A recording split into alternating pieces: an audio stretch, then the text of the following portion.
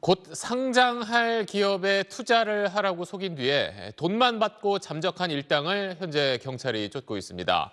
피해자들은 일부 매체에 실제로 기사가 실리기도 해서 상장될 거란 말을 믿었다고 합니다. 신용식 기자가 단독 취재한 내용 보시고 이야기 더 이어가겠습니다.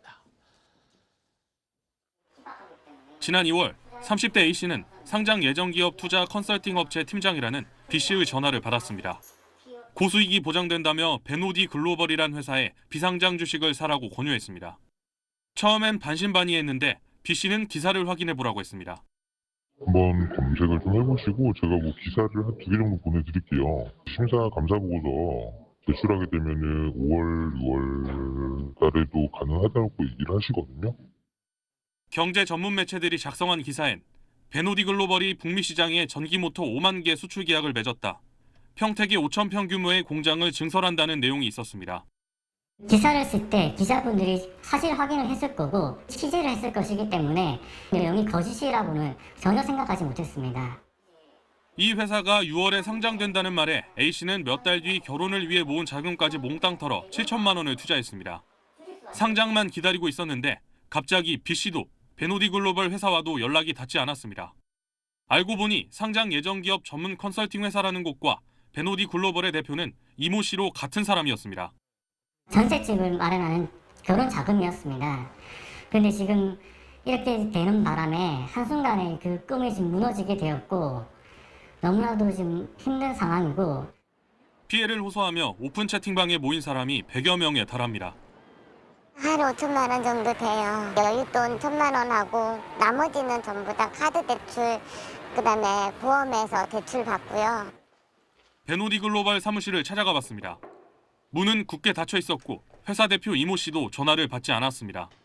제가 오셔서 그런데요. 제가 좀 부담스러운 거는 그러면 실제로 입장하는 게 2월 2일이고. 피해자들의 고소장을 접수한 경찰은 B씨와 대표 이모 씨 등을 입건하고 본격 수사에 착수했습니다.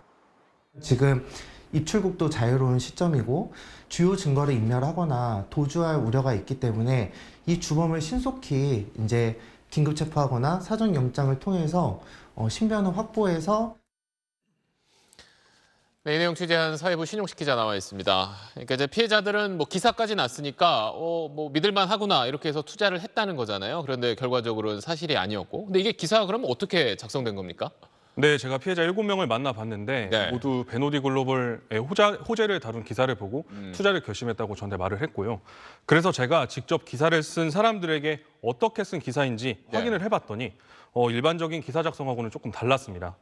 경제 전문 케이블 매체의 한 사람은 처음에 자신이 기자가 아니라 마케팅 직원이라고 했다가 제가 어떻게 기사를 썼냐고 물었더니 자신이 인턴 기자로도 활동을 했다고 했고요. 그래서 선배 기자가 준 보도자료를 보고 기사를 작성했지 별도의 사실 확인은 하지 않았다고 말했습니다. 또 다른 경제지의 기자는 일련의 과정을 통해서 기사의 사실 확인을 했다고 답을 했는데 제가 그 방법이 뭐냐고 물었더니 직접 확인을 한 건 아니라면서 해당 기사를 내리겠다고 하고 실제로 그 기사는 삭제가 됐습니다. 네. 어쨌든 이제 사실 확인을 제대로 하지 않은 기사가 문제지만 어쨌든 피해를 막으려면 좀 내용을 꼼꼼히 확인할 필요도 있겠네요.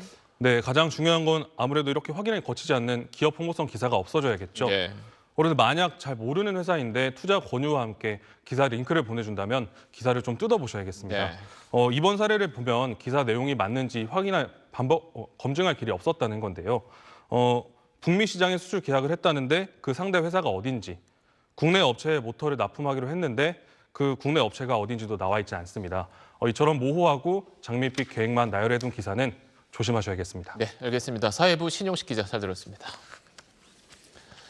네, 안녕하십니까. 김현우입니다. 더 많은 뉴스와 라이브 이벤트를 보고 싶으시면 화면 오른쪽을 눌러서 구독해 보시길 바라겠습니다. 또 저희 SBS 앱을 다운로드 하시면 속보 알림도 받아보실 수 있습니다. 항상 저희 SBS 뉴스를 시청해 주셔서 대단히 고맙습니다.